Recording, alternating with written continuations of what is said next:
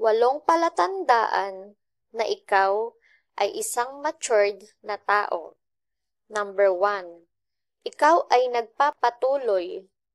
Hindi mo sinasayang ang oras sa pagkaawa sa sarili.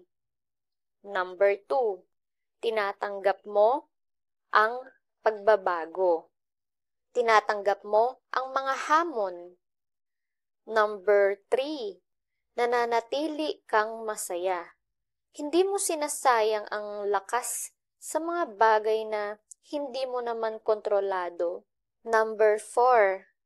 Ikaw ay mabait, pataas, at hindi natatakot magsalita. Number 5. Handa kang kumuha ng calculated risk. Number 6.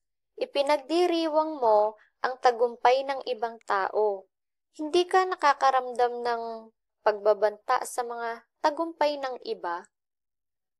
Number 7. Minsan, mas pinipili mong manahimik kaysa makipag-away sa walang kabuluhang laban.